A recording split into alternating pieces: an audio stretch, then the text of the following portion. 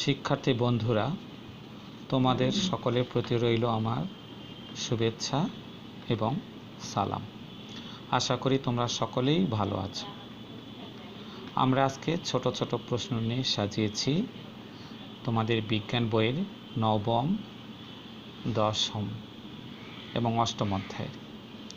তাহলে অষ্টম, নবম এবং দশম অধ্যায়ের ছোট প্রশ্ন, এগুলো তোমরা অনুসরণ করলেই পরীক্ষায় যে কোনো ধরনের প্রশ্ন আসুক না কেন তুমি খুব সহজে উত্তর করতে পারবে। এখানে দেখো, শরীর পরিষ্কার পরিচ্ছন্ন রাখার দুটি উপায় বর্ণনা করো। রোজ সাবান পানি দিয়ে পরিষ্কার পানিতে গোসল করা আর নিয়মিত জামা কাপড় পরিষ্কার করা, তাহলে আমরা রোগ জীবাণু থেকে মুক্ত হতে পারবো। রফিক রোগ থেকে সেরে উঠল, কিন্তু সে দুর্বল। এখন তাকে কি ধরনের খাবার খেতে হবে? যেহেতু শরীর দুর্বল থাকে, যে সকল খাবারে পুষ্টি রয়েছে সেসব খাবার খেতে হবে। 3 নাম্বার, রোগ থেকে সেরে ওঠার পর পুষ্টিযুক্ত খাবার খাওয়া ছাড়াও আরও কি করতে হবে? নিরাপদ পানি পান করতে হবে এবং পর্যাপ্ত বিশ্রাম নিতে হবে। তাহলে আমরা মোটামুটি রোগ থেকে সেরে ওঠার পর ধীরে ধীরে সুস্থ হতে থাকব।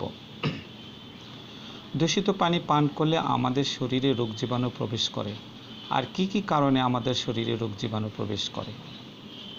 এখানে দূষিত খাবার খেলে, অপরিষ্কার হাত মুখে দিলে, ময়লা হাতে চোখ ঘষলে।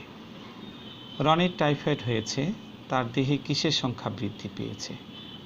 তাহলে রোগ জীবাণু দ্বারাই আমরা আক্রান্ত হই, তাহলে এখানে জীবাণুর সংখ্যা বৃদ্ধি পেয়েছে। শরীরে রোগ জীবাণুর সংখ্যা বৃদ্ধি পেলে আমরা রোগাক্রান্ত বা অসুস্থ হয়ে পড়ি। ময়লা হাতে চোখ ঘষলে বা অপরিষ্কার হাত মুখে দিলে জীবাণু দেহে ঢুকতে পারে। আর কি কাজ করলে আমাদের দেহে রোগ জীবাণু ঢুকতে পারে? দূষিত পানি পান করলে এবং দূষিত খাবার খেলে।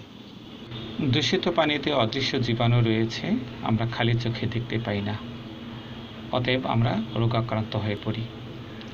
রোগ প্রতিরোধ ক্ষমতা কিভাবে বাড়ানো যায়? স্বাস্থ্যসম্মত জীবনযাপন করলে রোগ প্রতিরোধের ক্ষমতা বাড়ানো যায়। স্বাস্থ্যসম্মত জীবনযাপন আমরা আগেই এখানে জেনেছি। ব্যায়াম ছাড়া আর কি কাজ আমাদের দেহের জন্য উপকারী? ব্যায়াম ছাড়া আমাদের প্রয়োজনীয় বিশ্রাম, ঘুম, পুষ্টিকর খাবার খাওয়া আমাদের দেহের জন্য উপকারী। রোগ হলে আমাদের ডাক্তার দেখানো এবং ওষুধ খাওয়া প্রয়োজন। এরূপ প্রয়োজনীয় আরও 2টি উপায় লেখো। পুষ্টিযুক্ত খাদ্য খাওয়া এবং নিরাপদ পানি পান করা। রোগ জীবাণু এক ব্যক্তি থেকে অন্য ব্যক্তির মধ্যে ছড়িয়ে পড়ে কিসের মাধ্যমে, কিভাবে? বাতাসের মাধ্যমে। আক্রান্ত ব্যক্তি হাঁচি এবং কাশি দিলে রোগ জীবাণু বাতাসের সাহায্যে অন্য ব্যক্তিকে আক্রান্ত করে। হাঁচি এবং কাশি দিলে রোগ জীবাণু বাতাসের সাহায্যে অন্য ব্যক্তিকে আক্রান্ত করে। নানা ধরনের শক্তির মধ্যে 3টি শক্তির নাম লেখো। নানা ধরনের শক্তির মধ্যে 3টি শক্তি হচ্ছে আলোক শক্তি, বিদ্যুৎ শক্তি এবং তাপ শক্তি। আরও শক্তি রয়েছে, আমরা বড় ক্লাসে জানতে পারব। সূর্য আলোর প্রধান উৎস। এ থেকে আলো ছাড়াও আর কোন শক্তি পাওয়া যায়? আলো ছাড়াও আমরা এখান থেকে, সূর্য থেকে তাপ শক্তি পাই বা তাপ শক্তি পাওয়া যায়। উদ্ভিদ কি ব্যবহার করে নিজের খাদ্য তৈরি করে? উদ্ভিদ সূর্যের আলো ব্যবহার করে পাতার সাহায্যে নিজের খাদ্য নিজে তৈরি করে। রাতে বিদ্যুৎ চলে গেলে তুমি মোমবাতি জ্বালাও। এটি জ্বালালে তুমি কোন শক্তি পাও? এটি জ্বালালে আমরা তাপ শক্তি এবং আলোক শক্তি পাই। দিয়াশলাইয়ের কাঠি জ্বালালে আমরা তাপ শক্তি এবং আলোক শক্তি পাই। আর কি জ্বালালে আমরা এই শক্তিগুলো পাই? কাঠ, কয়লা এবং গ্যাস জ্বালিয়ে আমরা এই শক্তিগুলো পাই। তুমি জ্বলন্ত দিয়াশলাই কাঠির কাছে হাত নিয়ে গেলে এতে তুমি কি অনুভব করবে? এতে আমি হাত নিয়ে গেলে তাপ অনুভব করব।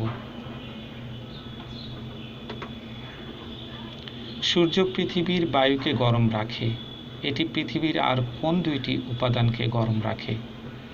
এটি পৃথিবীর জল ও স্থলভাগকে গরম রাখে।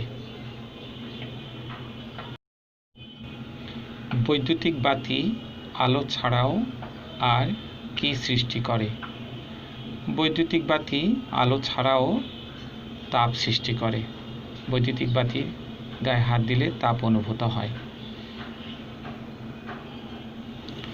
পানিকে বাষ্পে পরিণত করতে হলে কি শক্তি ব্যবহার করবে?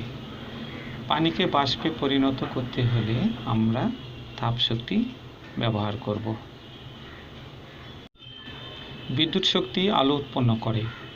আর কি উৎপন্ন করতে পারে? বিদ্যুৎ শক্তি তাপ উৎপন্ন করতে পারে। বৈদ্যুতিক ইস্ত্রি কি সৃষ্টি করে? বৈদ্যুতিক ইস্ত্রি তাপ সৃষ্টি করে। বৈদ্যুতিক ইস্ত্রি দ্বারা কাপড় ইস্ত্রি করি।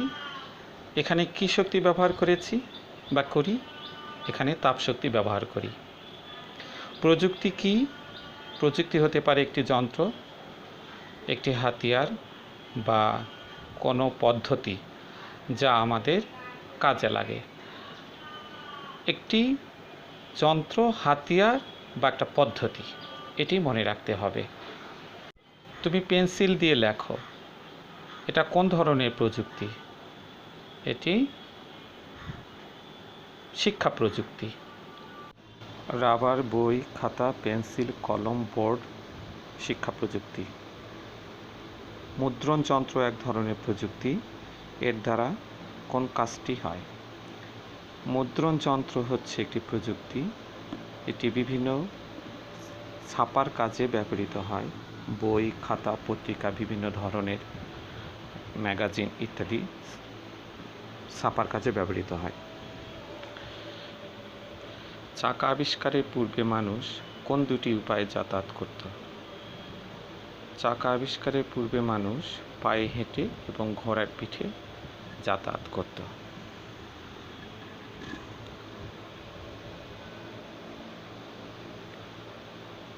কৃষি প্রযুক্তি কাকে বলে?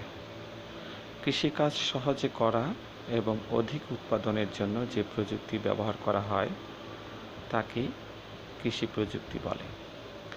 কৃষিকাজ সহজে করা, অল্প সময়ের মধ্যে, অল্প জায়গার মধ্যে অধিক উৎপাদন, এটি হচ্ছে কৃষি প্রযুক্তি। অল্প সময়, অল্প কষ্ট। কৃষিকাজে ব্যবহৃত দুটি প্রাচীন প্রযুক্তির নাম লিখো। কৃষিকাজে ব্যবহৃত দুটি প্রাচীন প্রযুক্তি হল কোদাল এবং লাঙল। সেটিও প্রাচীন প্রযুক্তি। এখন আরও উন্নত প্রযুক্তি হয়েছে ট্রাক্টর। বড় বড় ট্রাক্টর দ্বারা ধান কাটা, মাড়াই সব কিছু, ফসল উৎপাদনের থেকে শুরু করে ফসল কাটা পর্যন্ত ব্যবহার করা হয়। যাতায়াত প্রযুক্তিকে কয় ভাগে ভাগ করা হয়েছে? যাতায়াত প্রযুক্তিকে 3 ভাগে ভাগ করা হয়েছে। কি কি? স্থলপথ, জলপথ, আকাশপথ। 3টি পথ রয়েছে যাতায়াত প্রযুক্তিতে: স্থলপথ, জলপথ এবং আকাশপথ। ট্রেন, জাহাজ ও হেলিকপ্টার এই 3টি কোন কোন পথে যাতায়াত করে?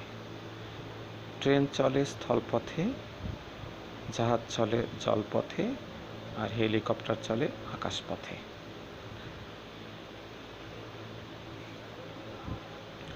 শিক্ষা প্রযুক্তি কাকে বলে?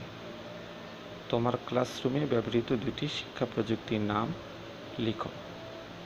ক্লাসরুমে ব্যবহার করা হয় ব্ল্যাকবোর্ড অথবা চক, নতুবা হোয়াইট বোর্ড এবং মার্কার পেন। এটি শিক্ষা প্রযুক্তি। আমাদের দৈনন্দিন জীবনে প্রযুক্তির ব্যবহার জীবনকে সহজ ও সুন্দর করে তুলেছে। এর ব্যবহার হয় এমন 3টি ক্ষেত্রের নাম লিখো। শিক্ষাক্ষেত্র, কৃষিক্ষেত্র এবং যোগাযোগ ক্ষেত্র। সাথীর বাবা কম সময়ে জমি চাষ করতে চান, এজন্য তিনি কোন দুই কৃষি প্রযুক্তি ব্যবহার করবেন? এখানে ট্রাক্টর এবং সেচ পাম্প ব্যবহার করবেন। শিক্ষার্থী বন্ধুরা, আমরা বিভিন্ন ধরনের ছোট প্রশ্ন সম্পর্কে জানলাম। এরপরে আমরা তৃতীয় শ্রেণীর বিজ্ঞান বইয়ের 11তম অধ্যায় এবং 12তম অধ্যায়ে ছোট প্রশ্ন নিয়ে আলোচনা করব। তোমরা ভালো থাকো এবং সুস্থ থাকো। আল্লাহ হাফেজ।